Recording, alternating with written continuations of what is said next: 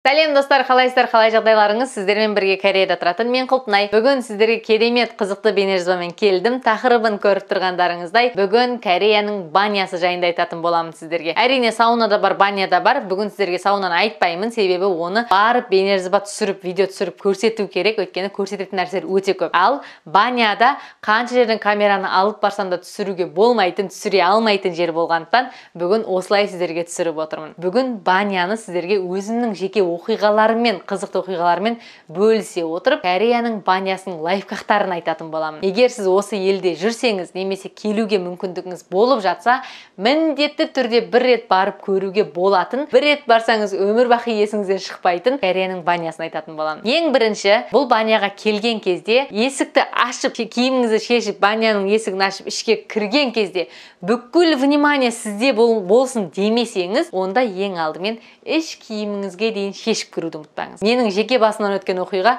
ең алғаш осында келген кезде, баняға барған кезде, іш киіммен кіріп барды, есікті ашып қана барлығы да маған қарап қалғанда, бүйтіп мен ұялып өліп бара жатырмын, мына маған неге қарап жатыр деген сияқты адамда сондай сезім болады ғой. Өйткені бір кәріс апа, "Әй қызым, түрсегіңді шешіп кел" деп маған сөйтіп айтқан кезде, ұялып қалғансың ғой, бүйтіп па, осылай болып қалдым, енді айта алмаймын, ана сөзбен айтып жеткізе алмаймын. Сөйтіп қарасам, барлығы іш киімдерін шешіп тастаған екен. Бұлардың ойынша іш киіммен кіру деген сөз таза емес, тазалық емес, тазалыққа жатпайды деп санайды екен. Және де іш киіміңізді толық шешіп болып кіргеннен кейін есікті аша салып жүгіріп парилкаға немесе жүгіріп бассейнге түсіп кетуге болмайды. Бірінші, душқа барып тазалап жуынасыз, басыңыздан аяғыңызға шейін душқа түсіп аласыз, одан кейін ғана барып суға кіресіз. Мен ең алғаш осында келген кезде вирус басталмай тұр, гид болып көп жұмыс істейтінмін. Сол кезде Қазақстаннан келген апайлармен бірге міндетті түрде саунаға, баняға бардық. Сол кезде әрине біз жуынып, тазаланып кірдік. Кіріп енді суға отыра бергеніміз сол еді. Бір апа қасымызға келіп алып, басымыздан аяғымызға шейін былай қарап тұрды.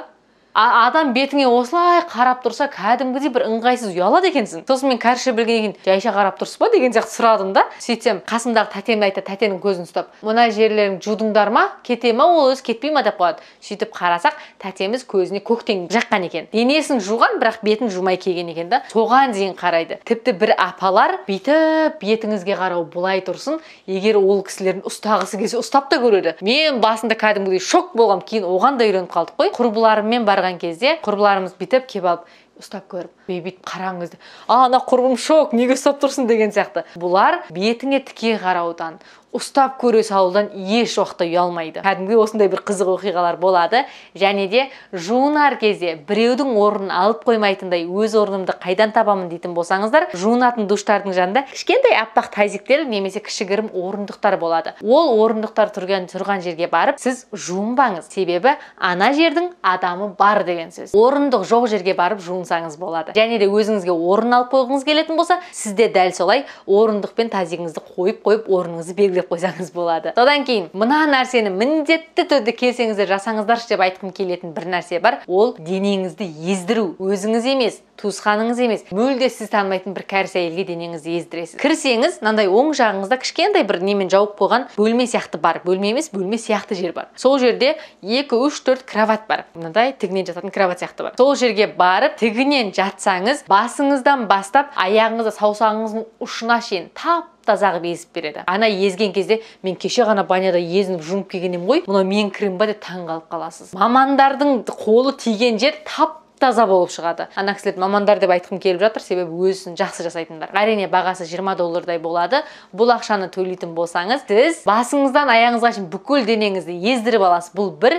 Екінші, арқаңызға, иығыңызға массаж жасап береді. Тіпті бетіңізге дейін массаж жасап береді. Рахаттанып, демалып шығуға мүмкіндік бар. Ең алғаш осында келген әрбір қазақ әйелдерін, қазақ тәтелерді, анамыз, апамыз, сіңлімді, құрбыларымды барлығын баняға келген сайын міндетті түрде сол езінуге алып барамын. Менің басқаларының бәрінің реакциясын айтып отырсам видеоға жетпей қалады, бірақ анамдікін айтайыншы. Анам, маған ренжімеңіз, енді қытығым келіп жатыр деп тырқылдап күледі. Ана апай аяғын ұстаған сайын тырқылдап күледі, қолын ұстаған сайын тырқылдап күледі. "Мама, неге сонша күліп жатырсыз?" десек, айтады да, "Мен өмір бақи сендер менің денемді езгесіңдер ғой, мүлде танымайтын адамға денеңді ездірту біртүрлі екен" деп бір жыбырлап сөйткен кез болған. Бірақ езініп болайын мамам, қайтадан барғым келіп жатыр.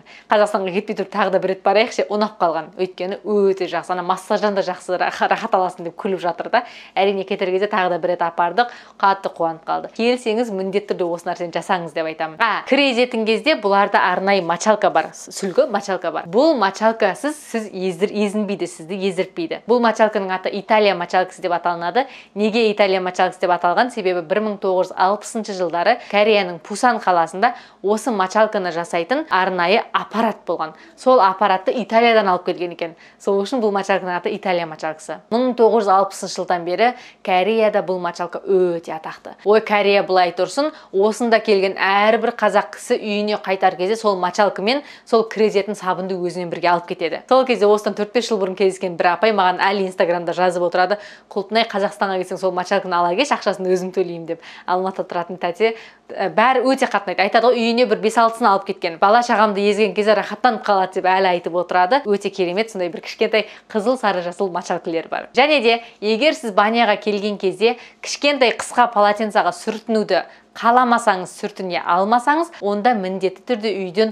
ұзын өзіңіздің сүлгіңізді ала келіңіз. Себебі бұл жақта банясында болсын, саунасында болсын, бүкіл сүлгі полотенцалар стандартты, кішкентай размер. Бұл жақта және де ол полотенцалардың ішіне арнайы темір сияқты кішкентай салып қойған. Бұл темір не үшін қажет? Кәріс апайларымыз ана полотенцаны үйлеріне алып кетіп қала бергенде, ұрлап әкете берген. Содан саунаның бастықтары сондай темір жасап қойған. Сумкаңызға салып алып шығып бара жатсаңыз, есіктен тың-тың деген дауыс шығуы мүмкін. Ол сіздің сумкаңыздың ішінде полотенце бар деген сөз. Қанша жерден полотенце ұнап тұрса да үйіңізге алып кетіп қалмаңыз деп айтайын, иә. Және де бұл баняға келетін кезде үйіңізден сіз феніңізді, денеңізге жағатын кремдерді көтеріп келмесеңіз де болады. Себебі барлық баняда фендер бар. Баняларда фендерді тегін қолдана аласыз. Ал сауналарға барсаңыз, кейбір жерде тиын бар. 100 тиын, 500 тиын бар, соны салып қолданасыз. Шашыңызды кептіріп, денеңізге креміңізді жағып шыға аласыз. Яғни ол өте жақсы. Содан кейін, әрине, егер сіз ақшаға ана апайлардан массаж алғыңыз келмейтін болса, онда кішігірім массажный столдар бар.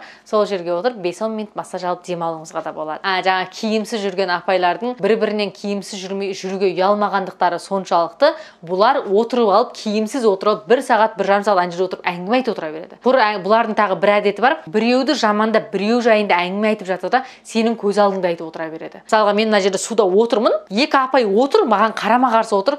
Ай, мына қыз қай елден келген сияқты, көзі өзінікі екен, көзі әдемі екен, қабағын жасатқан ба деп мен жайлы әңгімені жіберіп отыра береді. Оған дайын болып келіңіздер. Кәрісше түсінсеңіз, прям мына жерге дейін нервіңіз көтеріп қайтып басылып отырасыз. Ал түсінбесеңіз өздері әңгіме айтып жатыр екен ғой деп отыра бересіз. Бұлар адамның көзінше әңгіме айтудан ұялмайды да, жасқанбайды да, әйтеуір соған үйреніп қалған адамдар. Тағы да бір, егер қыздар, бұл әрине қыздарға ғана арналған, егер сіз жақын арада бір шетелге барып, бассейнге барып, жуынып, бір жерге барып, тағы да бассейнге түсіп келген болсаңыз, бикини киген кезде бүкіл жеріңізді шугаринг жасап келетін болсаңыз, онда Кореяның банясына келмегеніңіз абзал. Немесе күндіз келіп кетіңіз, пока әжелер жоқ кезде. Неге? Себебі бұлар тап-таза болып келетін болсаңыз, жаман қыз деп ойлап қалуы мүмкін. Бұлардың менталитетінде сондай. Сол үшін тап-таза болатын болсаңыз, әжелер бар, апалар бар уақыттан кеш келгеніңіз жақсы деп ойлаймын. Өйткені бізде бір сондай оқиға болған, құрбымызбен келген кезде, құрбыма аналар кәрше сөйлеп атқанын мен естіп отырып, не істерін білмей қалған кез болған. Бүгінгі бейнежазбада жалпы Кореяның бір банясы жайында, Кореяның банясының ерекшеліктері, лайфхактар айтып өттім деп ойлаймын. Әрине қызық болғанына сенімдімін.